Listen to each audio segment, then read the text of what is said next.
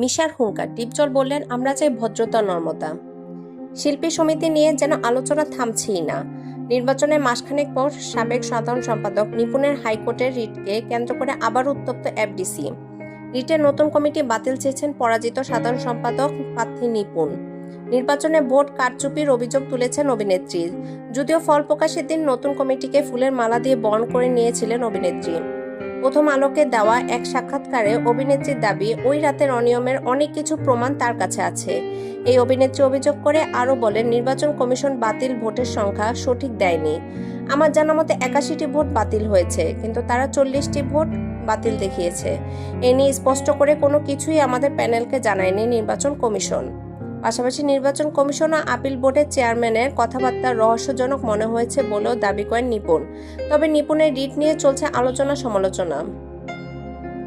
এদিকে 16ই মে নতুন কমিটিকে সংবর্ধনা দিয়েছেন মিশা, ডিপজল সমর্থিত শিল্পীরা। এ সময় চলমান অস্থিরতা নিয়ে বক্তব্য দেন সভাপতি মিশা সওদাগর ও সাধারণ সম্পাদক মনোয়ার হোসেন ডিপজল।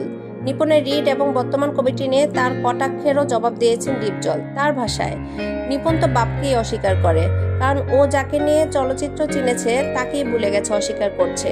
কেস খেলবা আসো, যেটা খেলার মন চায় সেটাই খেলো। আমরা চাই ভদ্রতা, নর্মতা। আমরা চাই চলচ্চিত্র কিভাবে এগিয়ে নেওয়া যায় সেদিকেই কাজ করব। আমরা ঝামেলা চাই না।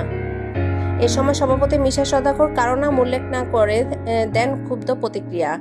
বলেন, যিনি সংবিধানকে ক্ষতবিক্ষত করেছেন তাকে পুঙ্খানুপুঙ্খভাবে বুঝিয়ে দিব শিল্পী সমিতির সংগঠন কি। এবার শিল্পী সমিতির সভাপতি, সাধারণ সম্পাদক কে, এবার শিল্পী সমিতির ক্যাবিনেটটাকে পুঙ্খানুপুঙ্খভাবে জেনে নেবেন। ধন্যবাদ। যদি আমার ভিডিওটি আপনাদের ভালো লেগে থাকে তাহলে অবশ্যই একটা লাইক, কমেন্ট এবং শেয়ার করে পাশে থাকবেন। আর হ্যাঁ, আমার চ্যানেলটি সাবস্ক্রাইব এবং বেল বাটনে চাপ দিতে অবশ্যই ভুলবেন না। ধন্যবাদ।